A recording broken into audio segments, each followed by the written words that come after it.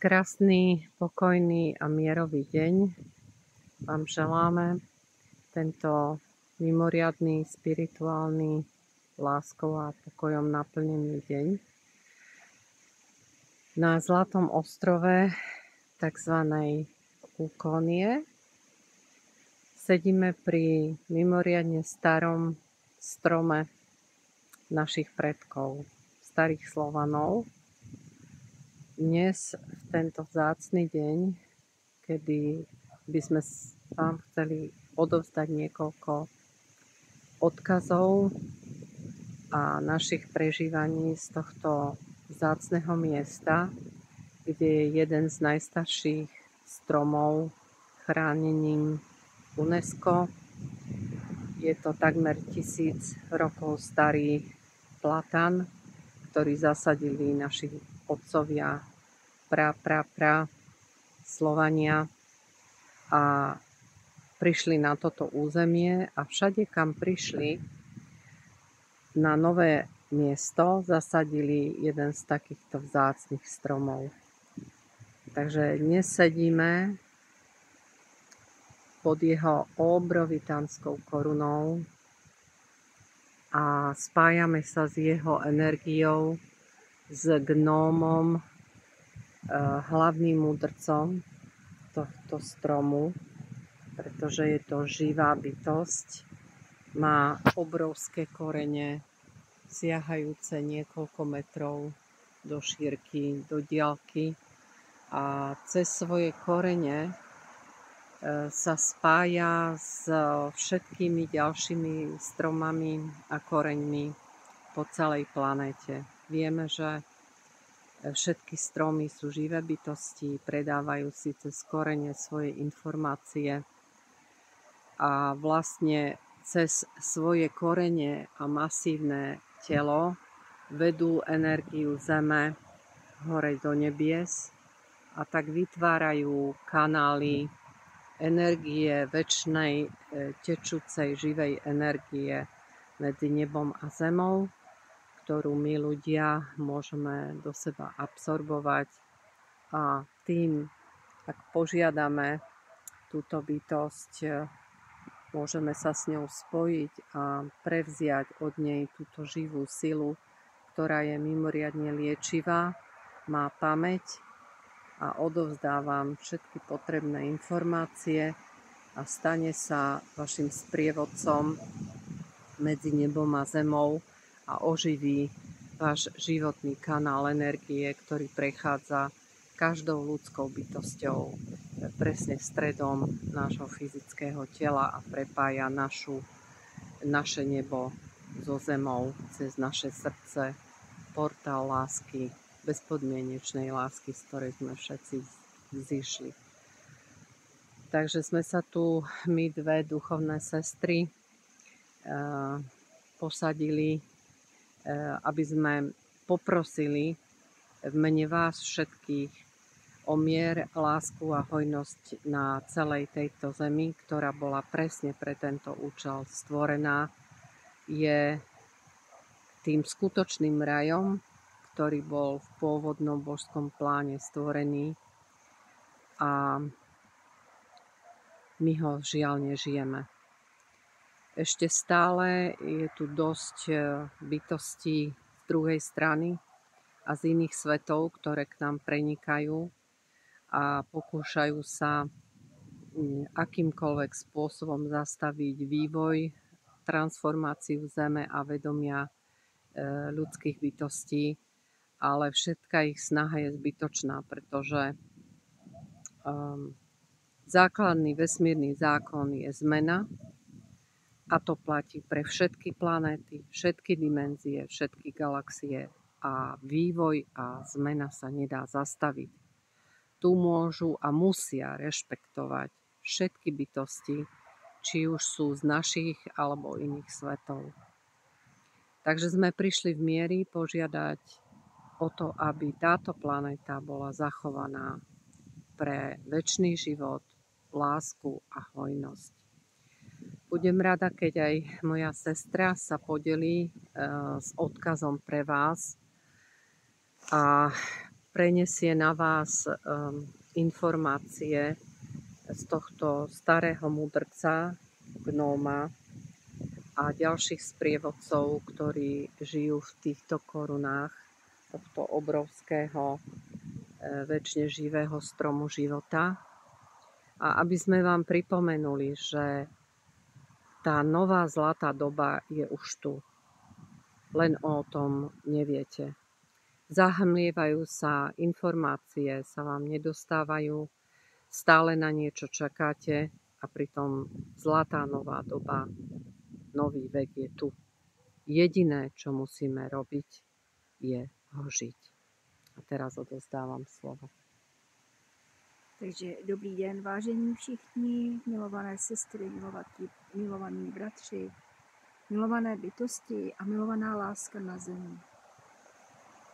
Vzhledem tomu, že pracujeme s duchovnou silnou frekvencí, která je hozená přes božské paprsky, přes hlavní portály, které jsou spuštěny na naší nádhernou planetu Zem, tak naciťujeme do hloubky, kde se přesně nachází informatika, která je pro nás, pro všechny odkazem. Pracuji s úctou, pracuji i s láskou. A po většinu mojich frekvencí pracuji tak, že hodně věcí je proza, anebo jsou to básně. Může se stát při odkazu, co nyní budeme hovořit o tohoto stromu a vůbec od duší našich frekvenčních těl a našeho mentálného a zároveň nového hologramu tohoto světa, nového světa. Světa, který je součástí nás samotných. A on nám dává do našich srdcí právě ty velké paprsky, lůče, odkazů pro náš nový život, který si vy sami můžete vytvořit podle sebe. Nemusíte chodit v různých formách a svých myšlení do minulosti, co jste prožívali, ať už ve svých karmách, anebo ve svých různých zkouškách a různých destruktivních programů, které jste postupně objevovali jako ve smyslu života a školy života toho, že se vám nastavovalo v mnoha případech zrcadlo. S láskou a úctou vcházej, člověk milý. Vetkali ti pravdu, nádherné víly. Vetkali ti báseň i soucitnost, milovaní, úcta a láska. V našich srdcích pramení, kde brány božské jsou. A tam anděl hraje svůj chór, chórovou hudbu na krásný boží zvon.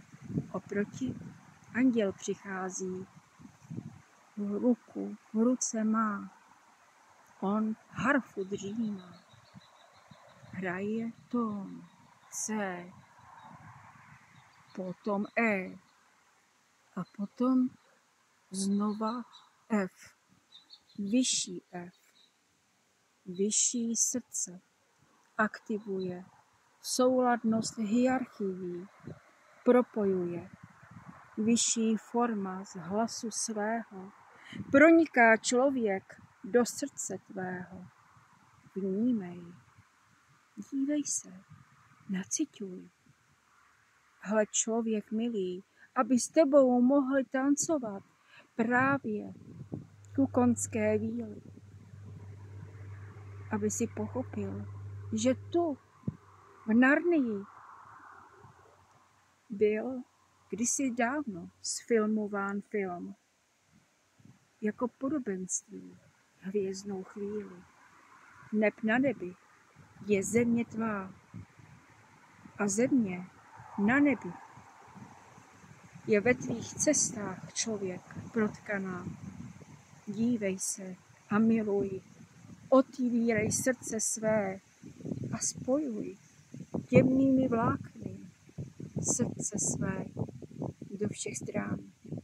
A dávej pozor, co hovoříš, neb potom bázně švitoříš jako ptáček zpěváček, co dívá se a letí nad oblak. Letí pouze jen tak, leboť svobodná křídla má. A v tom je božská proměna tvá. S láskou k vám milujem vás. S čistou a božskou soucitnou láskou. Neb jako víla, jako mlhovinka jsem mezi vámi kráčím, jako poutnice s berlou poutnickou. Jsem v soucitu, jsem v pravdě, zahalená v hávu svém. Ne pavím, to opravdu ne. Jsem zahalena v blankitně modrý plášť, jako je obloha, jako je voda. A tak trošku zem. A někdy ohníčkem se i já ohřívám. Vždyť i mě, jako člověku upřímném, je prostě i zima. Ale to elementy jsou a ty můžeme každý z nás pro svůj život znova znát a verše v příběhu každého z vás nové psát. S úctou a láskou k vám, obyčejná Marie. A možná tam někde nahoře Leja. Leja vraj byla princezna, která chránila modrou zem. A tak to tedy je. A tak to tedy je. A tak to tedy je. Soucit a láska v nás vrcholí přátelem s úctou a láskou. Mária. S úctou a láskou Ave Nalis. Od stromu života, od najstaršieho stromu v strednej Európe na Slovensku. Ďakujem.